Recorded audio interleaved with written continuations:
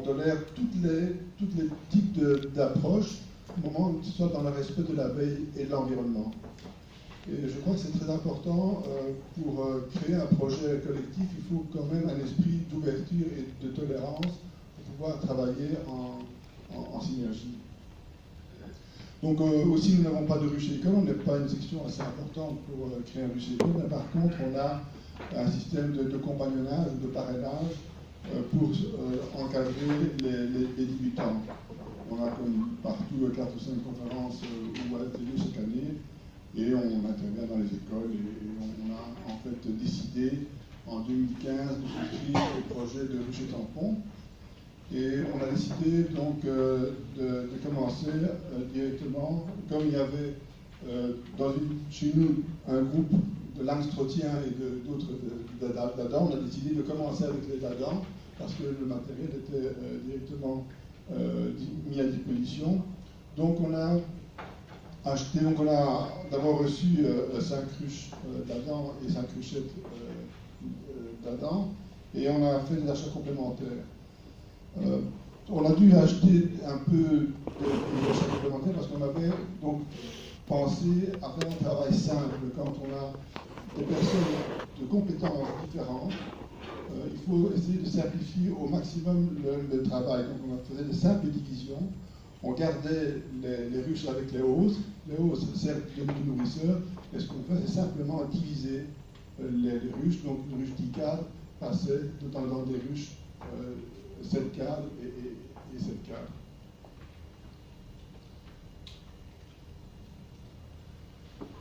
Le plan de travail, c'est en fait assez simple.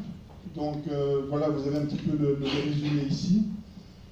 Nous n'avons pas, disons que ce n'est pas une personne qui fait tout le travail. Il y a un coordonnateur, mais le travail est réparti effectivement en 3-4 personnes qui sont après ça aidés par d'autres débutants ou des gens qui viennent s'informer sur la conduite apicole. Donc quand nous avons les différentes visites, il y en a entre 5 et 6 importantes, des visites donc, de travaux. Et à chaque fois, on travaille en binôme, on prend un des 3 ou 4 personnes qui travaillent sur le tampon, accompagné d'une autre personne. Et ça marche très bien. Et on a un système de gestion, de division. C'est simple, on ne veut pas faire une intensification de division, parce que tout ce qu'on veut, c'est essayer de garder nos colonies en vie et de progressivement développer notre rucher. Je ne vous cache pas qu'on a eu un petit peu un souci la première année, parce que comme on a des gens qui conduisent leur colonie en divisible et les autres en traditionnel, donc d'Adam, il y a eu un petit peu une tension parce qu'ils sont intervenus dans leur système de divisible avec les d'Adam, et ça fait un petit peu un problème de matériel, parce qu'on ne savait plus réorganiser le matériel comme il est expliqué sur le tableau. Et on a dû alors réfléchir, on s'est dit, bon, on va continuer d'une seule formule. Donc on s'est divisé en 2 groupes, un groupe d'Adam et un groupe Langstrothien. Et maintenant, on va démarrer un second rucher avec des ruchettes, avec des hausses indivisibles. Donc on a fait 2 groupes, et comme la section est assez étendue, on a en fait, pour rendre les systèmes assez autonomes, on a préféré créer 2 autres petits ruchers tampons pour travailler de manière tout à fait indépendante.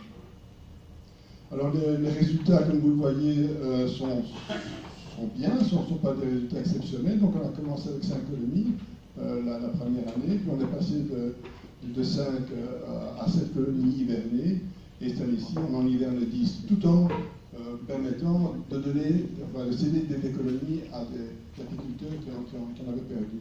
Donc on monte progressivement, on ne va pas trop vite, parce que l'essentiel pour nous, c'est d'abord d'avoir un travail simple, de garder les colonies en vie et de monter progressivement et assurer la pérennité du travail. Alors, voilà le second projet pour les divisibles. Donc, nous allons soumettre très prochainement donc, notre proposition à Agnès pour l'achat, donc pour l'élevage, pour créer notre second rucher tampon. Et notre section va évidemment commencer seulement au mois d'avril-mai. Au départ du premier rucher tampon, on va démarrer des colonies et certains veulent travailler avec des mini-plus, mais ça, moi je les laisse libres de démarrer avec leur technique de divisible et avec des cadrons sur les hausses et on verra comment le système fonctionne. Donc, ce qui est important, je crois, qu'il faut dire, c'est que surtout pour avoir un travail qui soit pérenne dans la durée, il faut vraiment un bon esprit de collaboration, d'ouverture, et ne pas être trop autoritaire ou ne pas être trop dogmatique dans notre façon de travailler. Heureusement, chez nous, l'esprit est relativement démocratique, donc les choses se passent très bien, et les gens en général sont relativement satisfaits de la façon dont nous procédons, aussi bien les jeunes qui commencent que les plus âgés. Certains veulent faire un travail plus spécifique et ils le font dans le cadre d'un rucher, tampon ou de l'eau. Voilà, merci.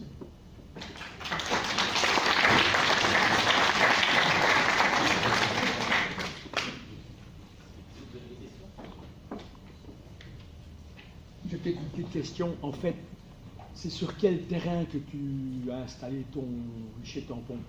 Le tien ou un autre terrain communal ou... Non, mais comme certains le savent, on ne pouvait pas avoir un rucher tampon chez un apiculteur. On était obligé d'avoir un endroit qui était indépendant.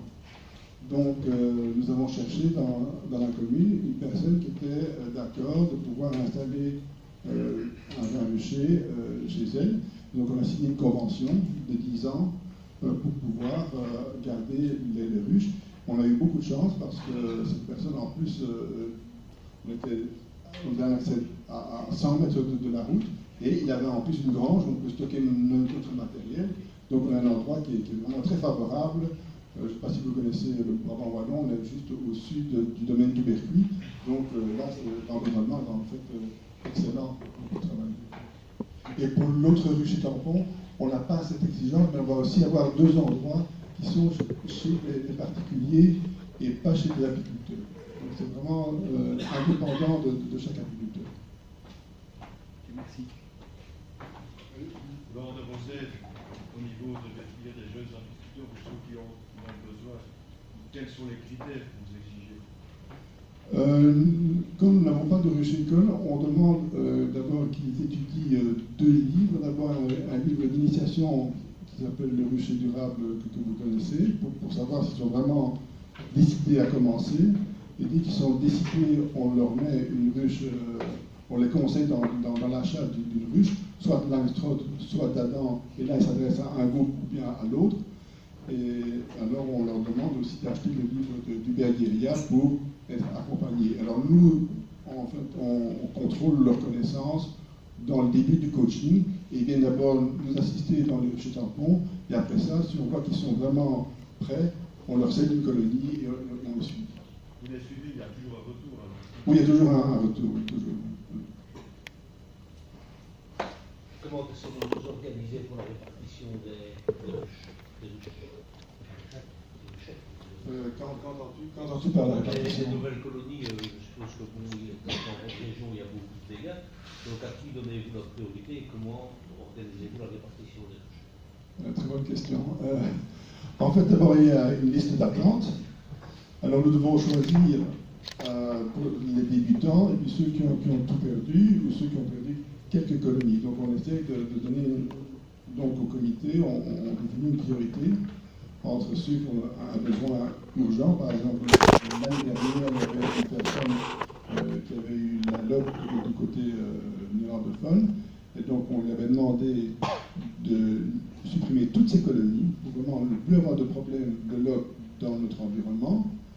Et alors, on lui a dit, en contrepartie, on te prépare deux colonies pour redémarrer. Et comme c'était dans un verger, donc c'était prioritaire. En général, ceux-là, ils reçoivent ces 2 premières colonies au tout début du printemps. On nous aide en général que 2 colonies au tout début du printemps. Le reste, on fait une division, puis on cède les colonies au mois de juin. Donc, c'est plus tard.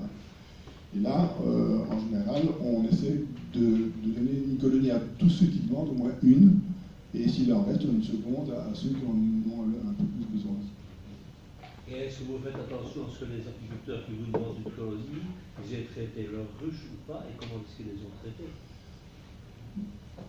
On est un petit peu embarrassé avec cette situation où il est vrai qu'on a aidé, on peut aider chaque année les mêmes personnes et c'est des fois très, très embêtant de reconnaître que c'est toujours les mêmes personnes qui perdent leur colonie. Pas nécessairement de leur faute, parce qu'il y a par exemple un de nos membres qui a son terrain, qui est une espèce de peine à la suite dans un terrain agricole. Et lui, 2 années sur 3, il perd tout. Mais il est très actif. Dès qu'il a une bonne année, mais il nous recède des colonies en prévision de l'en récupérer pour lui par après. C'est vrai que je devrais dire que ceux qui ont donné des colonies ou des essaims en cours d'année, eh bien, ils peuvent récupérer aussi en priorité des colonies.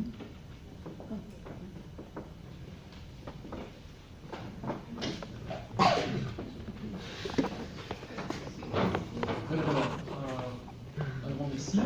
On va passer maintenant à la deuxième équipe. Normalement, toute présentation, je vais laisser. Oui, il y a des techniques. Ah, ok.